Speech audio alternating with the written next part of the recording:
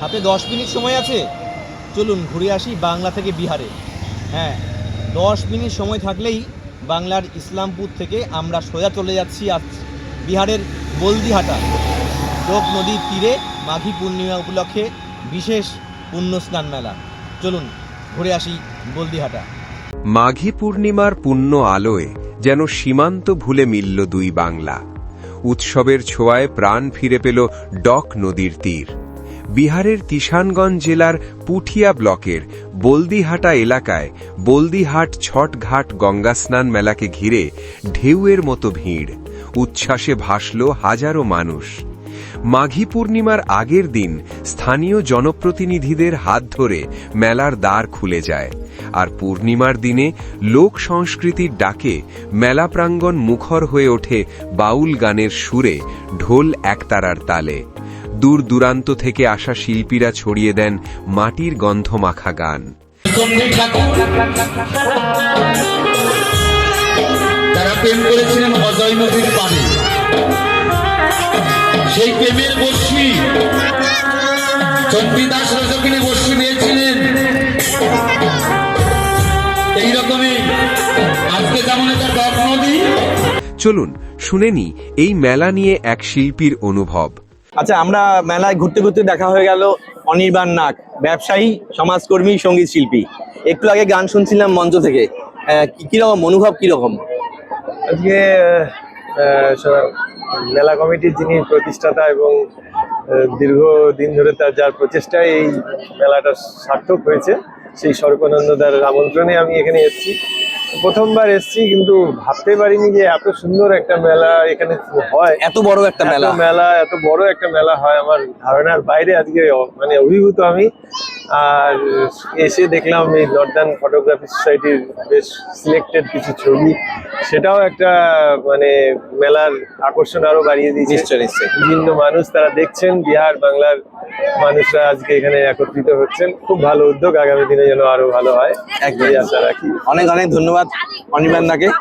পুণ্য স্নানের টানে ভোর থেকেই ডক নদীর ঘাটে মানুষের ভিড়। উত্তরমুখী এই নদীকে পবিত্র জ্ঞান করে পুণ্যার্থীরা ডুব দেন বিশ্বাস আর প্রার্থনায়। স্নানের পর প্রসাদের স্বাদে মেশে তৃপ্তি, ভক্তির সঙ্গে মিলেমিশে যায় আনন্দ। এলাম বলদিহাট ছটঘাট গঙ্গা স্নান মেলায়। বলদিহাটের পাশ দিয়ে বয়ে গেছে তিত্তির করে মহানন্দার শাখা নদী ডোক। আর এই ডোক নদী উত্তর বাহিনী বলেই সকলেই এই নদীতে সকাল থেকে এখনো পর্যন্ত চলছে পুণ্য স্নান।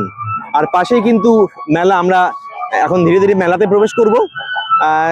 সূর্য একদম সূর্যাস্ত প্রায় হতেই চলেছে, একদম শেষ সময় আমরা উপস্থিত হয়েছি। আমি দূর থেকে দেখা যাচ্ছে মেলার মূল মঞ্চে চলছে স্থানীয় ইসলামপুরের শিল্পীদের সাংস্কৃতিক অনুষ্ঠান। দর্শক বন্ধুরা, আমরা এই মেলার ব্যাপারটা আপনাদেরকে এবার একটু ঘুরে দেখাবো। মেলাটা কিন্তু খুব একটা প্রাচীন নয়, কারণ কয়েক বছর আগে মেলাটা শুরু হয়েছিল, কিন্তু কয়েক বছরে এত জনসমাগম, বাংলা এবং বিহারের প্রচুর মানুষের জনসমাগম। সত্যি মেলাটা কিন্তু ভালো লাগবেই। আপনিও কিন্তু ঘুরে দেখতে পারেন। যারা চোপড়ার দৌলুয়া মেলাতে যেতে পারেননি, আফসোস করবেন না, চলে আসুন। এখানে তেমন ধুলো নেই, রাস্তা ভীষণ ভালো, খুব ভালো লাগবে আশা রাখি। চলুন এবার মেলা ঘুরে দেখা যাক। মেলা প্রাঙ্গণে বিহার ও বাংলার নানা প্রান্তের দোকানদাররা সাজিয়ে বসেন তাদের রঙিন পসরা। খেলনা, মিষ্টি, ট্যাটু, সবজির হাঁক সব মিলিয়ে সকাল থেকে সন্ধে পর্যন্ত চলে কেনা বেচার উৎসব। মানুষের পায়ের শব্দে, হাসির রোশনাইয়ে মুখর হয়ে ওঠে গোটা এলাকা। বললাম, আপনি কোথেকে এসেছেন? ধানতলা, ভাঙাপুর কাশ্মীর ধানতলা পোশাক পরা। আচ্ছা, তো কেমন বেচাকেনা কেমন হয়েছে? ঠিকই হয়েছে, ঠিকই হয়েছে। গতবার থেকে বেশি না কম? অতবার থেকে কম হয়েছে। কম হয়েছে না? কারণ কি? কারণ দোকান বেশি হয়ে গেছে। আরো দোকান বেশি হয়েছে। দোকান তো বেশি হয়েছে, কিন্তু মানুষও তো বেশি আছে। দোকানও বেশি হয়ে গেছে। আগে বছর 4টা দোকান ছিলাম, এই বছর 10টার বেশি হয়ে গেছে। 10টা বেশি হয়ে গেছে না? কেনা। আপনার নাম কি? কমল প্রসাদ। আপনি প্রতি বছরও আসেন? হ্যাঁ, প্রথম থেকে আসছি। হ্যাঁ, এবার তো 3বার হলো। কেমন লাগে মেলা? ভালোই লাগে, ভালো লাগে। শুনে নেওয়া যাক এই মেলার পেছনের মানুষগুলোর কথা, মেলা কমিটির উদ্যোক্তাদের অনুভব। ঘুরতে ঘুরতে চলে এলাম মঞ্চে।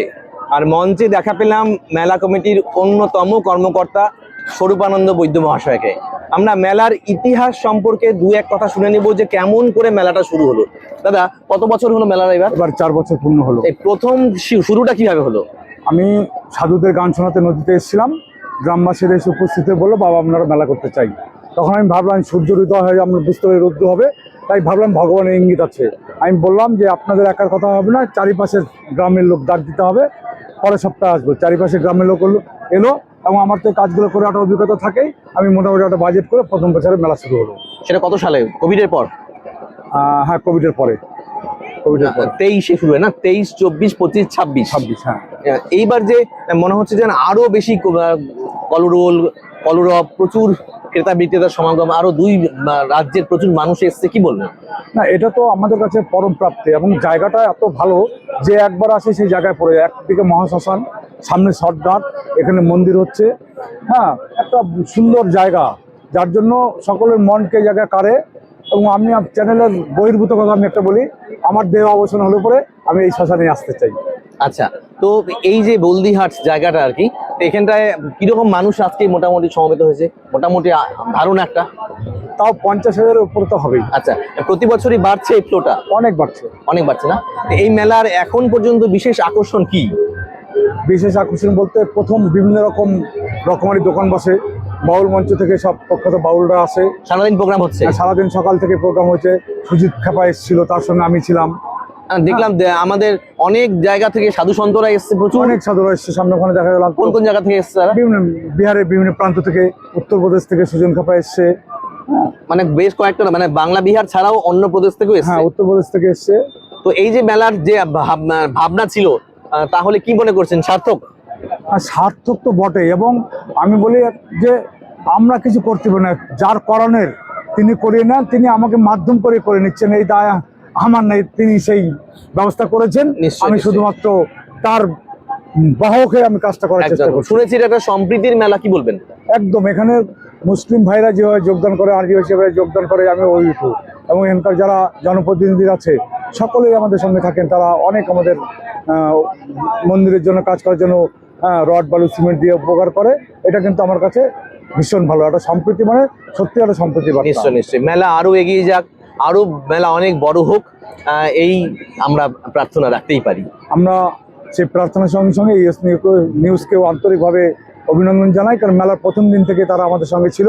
এই মেলার খবরকে তারা চারিদিকে পৌঁছে দিয়েছে, আগামী দিনে পাশে থাকবে সেই প্রার্থনা রেখে সকলের কাছে ঈশ্বরের জন্য মঙ্গল প্রার্থনা করে আমি আমার কর্তব্য শেষ করলাম। ये मेला आपको कैसा लग रहा है?